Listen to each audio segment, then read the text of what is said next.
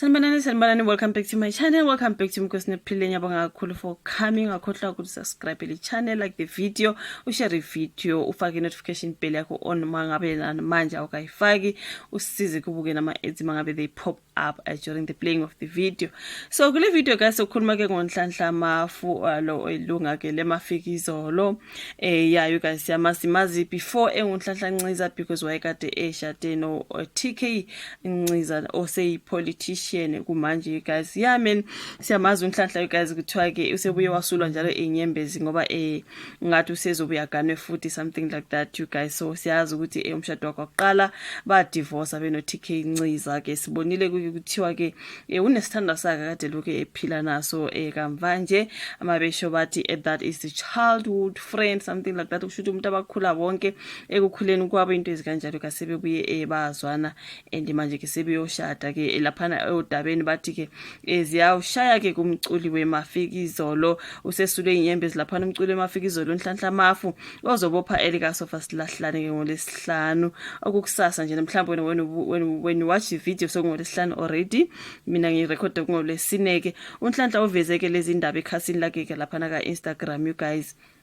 Ufaka isithombe sezindandathu besefaka futhi amazwi atholakala eBhayibhelini kaMatthew 19 verse 6 othi ngakho ke abasebabili kodwa abanyamanye ngakho ke lokho okuhlanganisileyo uNkulunkulu umuntu makangakuhlukanisi into kanjalo. So uNhlanhla ke ngoDecember 22 waveza ukuthi uthandana nowesilisa amfihlile ngokhisimusi njengoba ke ayifake izithombe nomndeni wakhe ngonyaka odlule ukuphindile futhi lokho igazi njengoba kwaze kwaqubuka imibuzo yokuthi ungubani lo wesilisa ngoba njalo isikhathi sonke you guys uNhlanhla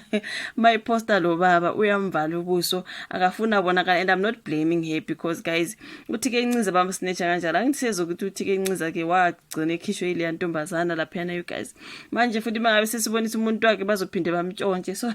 mina ngimblame udade ngikosama akavala umuntu wakubuso bangamboni la bathanda ukuntshontsha abanye noma ke ukuthi indoda intshontsho you guys hayi cha ngeke masabe mbonile bayobhoda ngale kazi bayomDM bamthathe nje kanjalo. So I'm just saying you guys but engikushoyo nje yes indoda intshontsho you guys sengiyasho nje ukuthi I don't blame her uMemfitla kushuta akafuna ukuthi abonakala emphakathini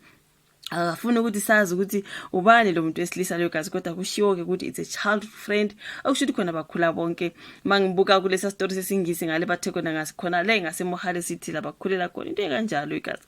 Imthombo ke izindaba esondelene naye yaveza ukuthi wesilisa nguJerry akhula naye elokishini iMohale City eGoli. uNhlanhla noyise wezingane zakhe onguproducer ke emculweni obuye abe ngusopolitiki bamemezela ke ukuphela komshado wabo ngo2019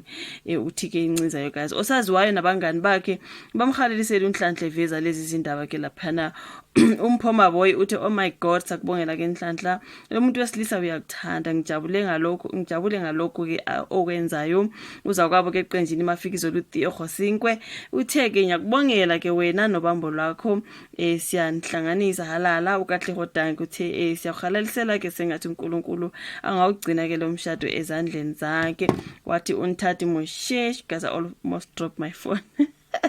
uNthathi Moshesh uthi inhliziyo yami iyaxhuma umculi ke ongulira uthi sithando sami ngaze ke ngakujabulela konke ukuhle kwenzeke empilweni yakho kukufanele you guys she deserves any chance you guys uNhlanhla ever since ke umshado wakhe waqala wabhidlika kwathiwa kukhona intombazana thizeni efike nje yaziphonsa ke lapha emshadweni wakhe mathe masebezikhulumela bathi hayibo bebevele bengasekho bonke noTK Nciza kanjani kanje siyazi vele benzi njalo kuma sebechithile imizi yabanye babuye bathi no they were separating ngifike nje mina vele sebe separate noma bebengaka divorce but they were separate yona into abayishoyo lapha no guys no mihlalo bathi mabechitha imizi yabanye Mary Jane kwathiwa they were separate they are not divorced but divorce yakho ayibikho nje divorce yakhona kodwa kuthi they were separate amanga nje wodwa umuntu ngoba esebuchithile umuzi omunye umntana. But anyways you guys so happy for uNhlanhla Mafu if she got another loved one and ngicela ukuthi siswami uqhubeka umvala ubuso lokubuthi ambathembi qhubeka umvala ubuso guys every time me posta lo buntu wakhe uyamposta nje sibone umzimba nako konke ubuso nje uvela abuvala akafuni nje ukuthi kwazi ukuthi ubani kodwa ke kushiwo ukuthi uJerry wakhona ngale ngaseMohale City abamaziyo ke khona abaphile umhale sithi bayamazi but hayi akafuni into ze-social media bayathanda ukusnatcha kosisi abasnatchayo bagcwele yonke indawo bayaphithizela bafuna imizi yabantu okunjalo you guys ngiyazidlalela-ke mina but congratulations to udade uNhlanhla Mafu kuthiwa ke ushada kusasa kona kwi-Friday mina you guys siyamhalelisa njengoba bemhalelisela bonke-ke osaziwayo abasebenza nayo guys ama-celebrities and all the best to ugirl sengathi-ke lo mshado wakho uNkulunkulu angangenela kuwona kungabikho sathani ozofika angene. All the best to you my sister, she's a very very beautiful gorgeous woman uNhlanhla Mafu you guys. Thank you so much for watching this particular one. Like if you do subscribe, share, uphinde sibonane futhi kwenye elandelayo. Bye.